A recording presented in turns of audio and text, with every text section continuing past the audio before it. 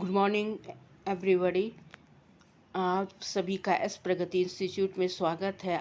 आज 1 अगस्त है और 1 अगस्त से रिलेटेड सभी इम्पॉर्टेंट करंट अफेयर्स में लेकर आई हूँ। फर्स्ट क्वेश्चन है, विश्व रेंजर दिवस हर साल कब मनाया जाता है? तो इसका राइट आंसर है 31 जुलाई को विश्व रेंजर दिवस मनाया जाता है। यह दिन ड्यूटी के दौरान जान गंवाने वाले या घायल होने वाले रेंजरों को श्रद्धांजलि देने और दुनिया की प्राकृतिक और सांस्कृतिक विरासत की रक्षा के लिए उनके द्वारा किए गए कार्यों को मनाने के लिए मनाया जाता है। विश्व रेंजर दिवस, जिसे वर्ल्ड रेंजर डे भी कहा जाता है, अंतर्राष्ट्रीय रेंजर महासंघ IRF द्वारा स्थापित किया गया था। यह दिन उन बहादुर पुरुषों और महिलाओं को समर्पित है जो वन्य जीवों, प्राकृतिक आवास और सांस्कृतिक विरासत की रक्षा के लिए अथक प्रयास करते हैं। 31 जुलाई 1992 को इंटरनेशनल रेंजर फेडरेशन की स्थापना हुई थी। पहला विश्व रेंजर दिवस 2007 में IRF की 15वीं वर्षगांठ के अवसर पर मनाया गया था।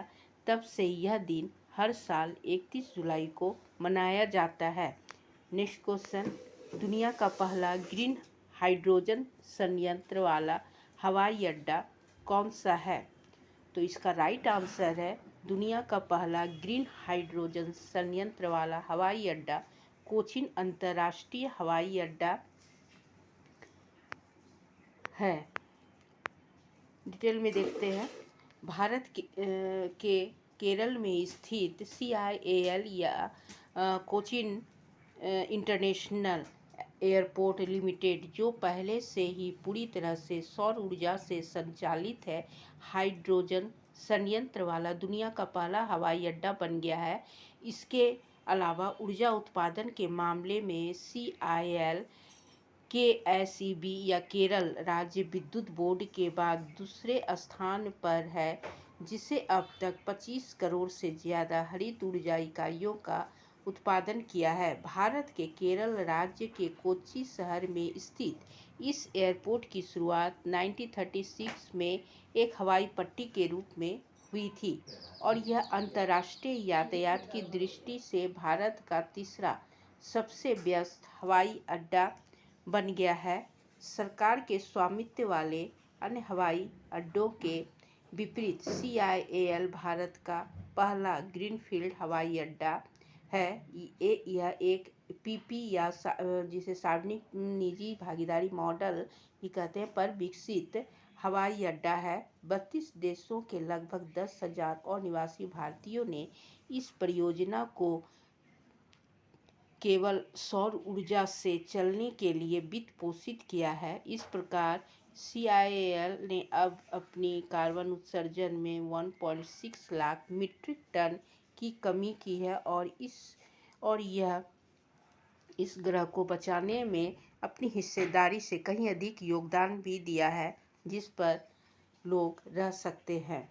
नेक्स्ट क्वेश्चन, विश्व बैंक की 2025 की रिपोर्ट के अनुसार भारत समानता के मामले में दुनिया में कौन सा स्थान रखता है? तो इसका राइट आंसर है चौथा। नेक्स्ट क्वेश्चन, किस राज्य ने MS स्वामीनाथन की जयंती 7 अगस्त को सतत कृषि दिवस के रूप में मनाने की घोषणा की है? तो इसका राइट आंसर है महाराष्ट्र राज्य ने MS स्वामीनाथन की जयंती 7 अगस्त को सतत कृषि दिवस के रूप में मनाने की घोषणा की है। भारत की हरित क्रांति के सूत्रधार भारत रत्न डॉक्टर MS स्वामीनाथन की जन्म शताब्दी के उपलक्ष्य में 7 अगस्त को प्रतिवर्ष सतत कृषि दिवस के रूप में महाराष्ट्र सरकार की ओर से मनाया जाएगा। भारत सरकार ने उन्हें 2024 में भारत रत्न से सम्मानित किया था और संयुक्त राष्ट्र ने भी उन्हें आर्थिक पर्यावरण के जनक के रूप में मान्यता दी है। नेक्स्ट क्वेश्चन, दीनदयाल बंदरगाह प्राधिकरण ने कहां पर भारत का पहला make in India 1 megawatt green hydrogen plant चालू किया है? तो इसका राइट आंसर है केरल। केरल में ग्रीन हाइड्रोजन प्लांट, जो कि यह गुजरात के कांगला के दीनदयाल बंदरगाह प्राधिकरण में 30 जुलाई को भारत के पहले make in India 1 megawatt green hydrogen plant की शुरुआत की गई है। इसके चालू होने से डीपीए देश का पहला दीनदयाल बंदरगाह भारत का पहला ऐसा बंदरगाह बन गया है जो 1 मेगावाट स्तरीय ग्रीन हाइड्रोजन उत्पादन सुविधा का संचालन कर रहा है। इसका उद्घाटन केंद्रीय बंदरगाह, जहाजरानी और जल मार्ग मंत्री सर्बानंद सोनोवाल ने राज्य मंत्री शांतनु ठाकुर और अन्य वरिष्ठ अधिकारियों की मौजूदगी में इस परियोजना का उद्घाटन किया है। इसकी विशेषता यह है कि यह संयंत्र हर साल करीब 140 मीट्रिक टन हरित हाइड्रोजन का उत्पादन करेगा, जो समुद्री क्षेत्र को डिकार्बोनाइज करने और बंदरगाह संचालन को अधिक पर्यावरण अनुकूल बनाने में मदद करेगा। नेक्स्ट क्वेश्चन, भारत ने किस देश के साथ समुद्री सुरक्षा और संरक्षा सहयोग पर समझौते पर हस्ताक्षर किए हैं? इसका राइट आंसर है संयुक्त अरब अमीरात। भारत और यूएई ने समुद्री सुरक्षा और संरक्षा सहयोग पर समझौते पर हस्ताक्षर किए। भारतीय तटरक्षक बल और संयुक्त अरब अमीरात राष्ट्रीय तटरक्षक कमान ने नई दिल्ली में समुद्री सुरक्षा और संरक्षा सहयोग पर एक समझौते पर हस्ताक्षर किए। इस समझौते का उद्देश्य भारत और संयुक्त अरब अमीरात के बीच समुद्री खोज और बचाव में सहयोग को बढ़ाना, अंतर्राष्ट्रीय समुद्री अपराधों से निपटने के प्रयासों को मजबूत करना, समुद्री कानून प्रवर्तन को सशक्त बनाना, समुद्री प्रदूषण प्रतिक्रिया में बेहतर समन्वय स्थापित करना और प्रशिक्षण व संचालनात्मक सहयोग के माध्यम से संयुक्त क्षमता निर्माण करना है। भारतीय तटरक्षक बल ने इस बात पर जोर दिया है कि यह पहल दोनों देशों की समुद्री सुरक्षा को लेकर साझा प्रतिबद्धता को दर्शाती है और समुद्री क्षेत्र में संस्थागत संबंधों को प्रगाढ़ करने व सहयोगी प्रयासों को बढ़ावा देने की दिशा में एक महत्वपूर्ण कदम है। इस अवसर पर भारतीय तटरक्षक बल के महानिदेशक परमेश शिवमनी और यूएई तटरक्षक समूह के commander brigadier staff Khalid Obaid Shamsi ने हस्ताक्षर किए हैं। नेक्स्ट क्वेश्चन, 17वें पुरुष एशिया क्रिकेट कप 2025 का आयोजन निम्न में से किस देश में किया जाएगा? इसका राइट आंसर है संयुक्त अरब अमीरात। संयुक्त अरब अमीरात में 17वें पुरुष एशिया क्रिकेट कप 2025 का आयोजन सितंबर में किया जाएगा। नेक्स्ट क्वेश्चन, राष्ट्रीय पर्वतारोहण दिवस किस तिथि को मनाया जाता है? इसका राइट आंसर है 1 अगस्त। भारत में राष्ट्रीय पर्वतारोहण दिवस हर वर्ष 1 अगस्त को मनाया जाता है। यह पर्वतारोहण जैसे साहसिक और रोमांचक क्षेत्र को सम्मान देने तथा पर्वतारोहियों के अद्भुत साहस, धैर्य और समर्पण को मान्यता प्रदान करने हेतु समर्पित दिवस है। भारत सरकार ने पर्वतारोहण को बढ़ावा देने हेतु कई संस्थाएं और योजनाएं स्थापित की है, जिसमें कुछ इम्पोर्टेंट है नेहरू पर्वतारोहण संस्थान उत्तरकाशी, हिमालय पर्वतारोहण संस्थान Darjeeling, Jawahar institute of mountaineering Pahalgam, AITUC जो कि मनाली में है। भारत के प्रसिद्ध पर्वतारोही हैं एडमंड हिलेरी और तेनजिंग नोर्गे, जो वर्ष 1953 को माउंट एवरेस्ट फतह करने वाले पहले व्यक्ति बने थे। दूसरे हैं बछेंद्री पाल, माउंट एवरेस्ट पर चढ़ने वाली पहली भारतीय महिला बनी, जो 1984 में चढ़ी थी।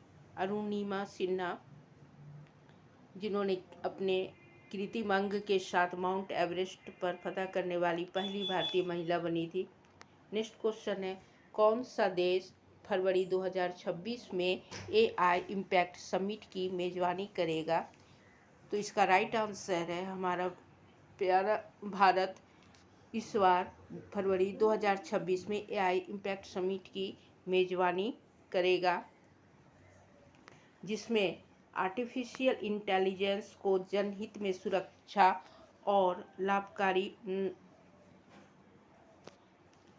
बनाने की अपनी प्रतिबद्धता पर प्रकाश डाला जाएगा। केंद्रीय इलेक्ट्रॉनिक्स और सूचना प्रौद्योगिकी मंत्री अश्विनी वैष्णव ने बताया है कि समाज के सभी वर्गों की सेवा के लिए प्रौद्योगिकी के उपयोग के दृष्टिकोण के अनुरूप है। यह कार्यक्रम स्वास्थ्य सेवा, शिक्षा, कृषि, जलवायु परिवर्तन और शासन जैसे क्षेत्रों में वास्तविक दुनिया की चुनौतियों का समाधान करने के लिए AI के उपयोग पर केंद्रित होगा। नेक्स्ट क्वेश्चन है, भारतीय मूल के निखिल रविशंकर को एयर न्यूजीलैंड ने अपना मुख्य कार्यकारी अधिकारी CEO नियुक्त करने की घोषणा की है। वह अपना कार्यभार किस दिन ग्रहण करेंगे? राइट आंसर है निखिल रविशंकर 20 अक्टूबर को औपचारिक रूप से अपना पदभार ग्रहण करेंगे। इससे पहले ग्रेग फॉरेन उस स्थान पे थे जिन्होंने इस वर्ष की शुरुआत में इस पद को छोड़ने का निर्णय लिया था। यह नियुक्ति एयर न्यूजीलैंड के इतिहास में एक महत्वपूर्ण मील का पत्थर है, विशेष रूप से ऐसे समय में जब कंपनी जलवायु संबंधी चुनौतियों, बढ़ती लागत, तकनीकी परिवर्तन और ग्राहकों की बदलती अपेक्षाओं जैसे मुद्दों का सामना कर रही है। ये लास्ट क्वेश्चन था आज का। अब कल का हम करंट अफेयर्स का रिवीजन कर लेते हैं। विश्व मानव तस्करी निरोधक दिवस किस दिन मनाया जाता है? 30 जुलाई। उज्बेकिस्तान में आयोजित एशियाई अंडर-15 बालिका का एकल खिताब किसने जीता? दिव्यांशी भौमिक। इसरो नासा का संयुक्त पृथ्वी अवलोकन उपग्रह निसार को कहां से लॉन्च किया गया? आंध्र प्रदेश के श्रीहरिकोटा से। हाल ही में वर्ल्ड आर्टिफिशियल इंटेलिजेंस कॉन्फ्रेंस 2025 का आयोजन कहां से किया गया था? तो शंघाई से वर्ल्ड आर्टिफिशियल इंटेलिजेंस कॉन्फ्रेंस का आयोजन हुआ था। इंटरनेशनल फ्रेंडशिप डे 2025 कब मनाया गया? 30 जुलाई को इंटरनेशनल फ्रेंडशिप डे मनाया गया। सुदूर पूर्वी क्षेत्र कामचटका में 8.8 तीव्रता की दर से भूकंप आया। यह क्षेत्र किस देश में पड़ता है? तो यह क्षेत्र रूस में पड़ता है।